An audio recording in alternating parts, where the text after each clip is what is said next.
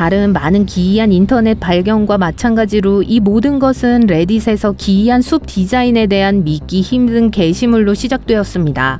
구글어스를 둘러보고 역사 도구를 사용해 황량한 계곡에서 울창한 녹색 나무 농장으로 가득한 인구 밀집 지역으로 변모하는 장대한 변화를 살펴보세요.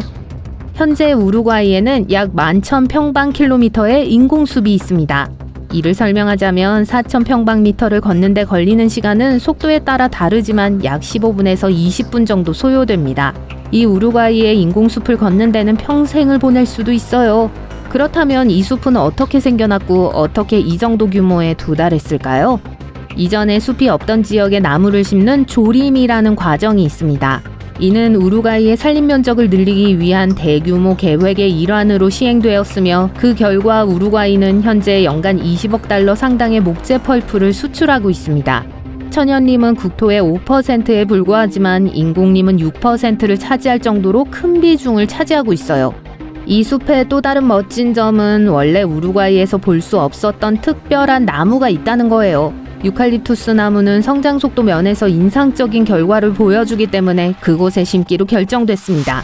유칼립투스는 전체 주기를 거치고 작은 식물에서 수확할 준비가 된 나무가 될 때까지 10년밖에 걸리지 않아요.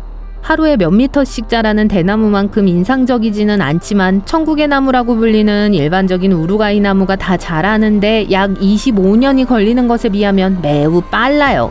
사실 25년도 빠른 편에 속해요. 일본의 이 펑키한 숲은 말 그대로 시선을 사로잡습니다. 일본의 미야자키 현에는 하늘을 향해 뻗은 독특한 동심원으로 화제를 불러일으키고 있는 삼나무 숲이 있습니다. 최근 항공사진에 포착된 이 크롭서클이 어떻게 생겨났는지 모두가 머리를 긁적이며 궁금해하고 있습니다. 하지만 외계인의 침공은 없으니 걱정하지 마세요.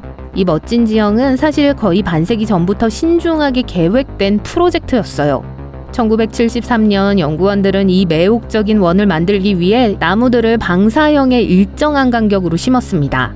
50년 전에는 구글어스가 없었지만 이 숲을 보면 일본인들이 반세기 동안 인터넷에 숲을 자랑할 준비를 해왔다고 생각할 수 있어요.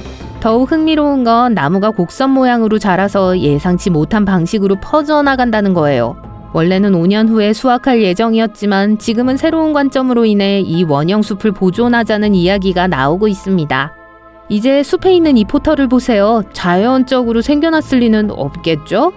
현대 미술 작품일 거라고 추측하셨다면 맞습니다. 이 포털은 에스토니아 남부에 위치하며 핀란드 예술가가 만든 작품이에요. 이 포털은 그의 유일한 작품이 아니며 그는 다른 기발한 프로젝트도 진행했어요. 그는 나무 껍질로 만든 배를 타고 에스토니아로 항해한 적이 있습니다. 또한 그는 숲을 벌목하고 몇 달 동안 모든 재료를 분류한 다음 원래 부지와 같은 크기로 설치물을 만들기도 했어요. 전기톱으로 얼음을 자르다가 얼어붙은 늪에 빠진 적도 있었죠. 이 사람은 확실히 사람들을 놀라게 하는 방법을 알고 있네요. 그의 작품 대부분은 자연과 관련된 것이기 때문에 이 숲의 포털이 그의 또 다른 작품이라는 사실은 놀랍지 않습니다. 작가가 이 포털을 통해 무엇을 전달하고 싶었다고 생각하세요? 댓글로 알려주세요. 나무는 정의상 곱게 뻗어 있습니다. 폴란드의 구부러진 숲에서는 그렇지 않아요. 땅 가까이서 나무들은 북쪽으로 급격히 구부러졌다가 1에서 3m 정도 우회한 후 마법처럼 다시 곧게 펴집니다. 마치 나무들과 림보를 하는 것 같아요. 이 나무들이 어떻게 롤러코스터를 탄 것처럼 흔들리게 되었는지에 대한 수수께끼는 아직 풀리지 않고 있습니다. 어떤 사람은 인간이 펑키한 가구나 배를 만드는 재료를 만들기 위해 개입했을 것이라고 생각하기도 하고 어떤 사람들은 거친 눈보라를 탓하기도 해요. 아무도 확실히 알 수 없어요.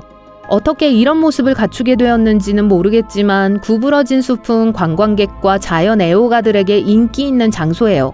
폴란드에 오신다면 이 자연의 경이로움을 꼭 방문해보세요. 동화 속으로 들어온 듯한 느낌을 주는 이스트 에그몬트의 마법의 구역인 고블린 숲에 오신 걸 환영합니다. 카마이 산책로라고도 불리는 이 매혹적인 숲은 기괴한 카마이 나무가 많아 전체가 으스스하면서도 멋진 분위기를 자아내는 것으로 유명해요. 고블린 숲을 하이킹하다 보면 무성한 녹지와 이끼로 덮인 나무, 햇살로 둘러싸여 정말 매혹적인 분위기를 연출해요. 사진가들의 꿈이 실현되는 곳입니다.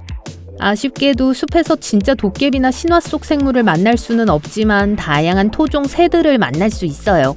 날아다니는 모든 깃털 달린 친구들을 발견할 수 있는 이곳은 조류 관찰자들의 천국입니다. 운이 좋다면 숲길을 밝히는 반딧불이를 볼 수도 있어요. 모든 체력 수준에 적합한 잘 관리된 하이킹 트레일 네트워크를 갖춘 고블린 숲은 자연 속에서 마법 같은 경험을 원하는 모험가들에게 완벽한 장소예요. 하이킹화를 신고 이 마법의 숲을 탐험할 준비를 해보세요. 코스타리카의 몬테베르데 구름숲은 일반적인 숲속 모험과는 다릅니다. 나무 꼭대기 위를 나는 현수교와 산책로를 생각해보세요. 안개가 낀 날에는 안개가 자욱한 구름 사이를 거닐며 신비로운 분위기를 만끽할 수 있습니다.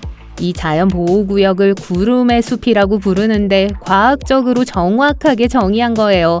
구름숲은 몇 가지 측면에서 일반 숲과 다릅니다. 첫째, 일반적으로 열대 오아시스 같은 상록수 숲으로 낮은 구름이 끊임없이 캐노피를 덮고 있어요. 다음으로 다른 점은 이끼인데 이끼가 너무 풍부해서 이끼 숲이라는 별명이 붙기도 했어요. 물론 몬테베르데 구름숲은 안개가 자욱한 날에 방문하면 더욱 인상적입니다. 하지만 맑은 날에도 무성한 녹지의 경치는 정말 놀랍습니다. 일반 숲이 다소 지루하게 느껴진다면 더 재미있는 것이 있습니다. 수중숲은 어떨까요? 클리어 레이크는 오리건 주민이든 그냥 지나가는 여행객이든 꼭 한번 가봐야 할 다이빙 명소입니다. 클리어 레이크는 그 이름에 걸맞게 최대 30m의 가시거리를 자랑하는 수정처럼 맑은 물을 자랑해요. 마치 거대한 수영장에서 수영하는 것 같아요. 하지만 1년 내내 섭씨 3도의 쌀쌀한 날씨니까 마음의 준비를 하세요. 저라면 거기 가지 않을 거예요. 펭귄이라면 모르겠지만요. 이 호수는 3000년 전 화산 활동으로 강이 방향을 바꾸면서 형성되어 오늘날에도 수중에서 우뚝 서 있는 고대나무를 보존하고 있는 역사로 인해 특별합니다. 수중숲이라고 불리는 이 구간에서는 수중 깊은 곳에서 고대나무를 만날 수 있어요. 수중숲 산책, 정말 멋지게 들리지 않나요? 마다가스카르에는 숲이 아니라 나무로 이루어진 가로수길이 있습니다. 하지만 나무들이 너무 웅장해서 이 길은 실제 숲과 견줄 수 있을 정도예요. 바로 이 멋진 거대한 바오밥 나무들입니다. 약 30m 높이로 우뚝 솟은 20그루에서 25그루의 거대한 바오밥 나무가 약 260m 길이의 도로에 늘어서 있다고 상상해보세요. 높이만 놓고 보면 마치 이 골목에 리오의 그리스도 동상이 가득 차 있는 것과 같습니다. 키가 2m인 사람도 이곳에서는 작아진 느낌일 거예요. 7km만 더 가면 사랑 이야기처럼 꼬불꼬불하게 자란 2개의 바오밥 나무, 바오밥 아무르를 만날 수 있습니다. 전설에 따르면 이 바오밥 나무는 함께하기를 꿈꾸던 두 연인의 불가능한 사랑을 상징한다고 해요. 이제 그들은 영원히 얽힌 채 그곳에 서 있습니다.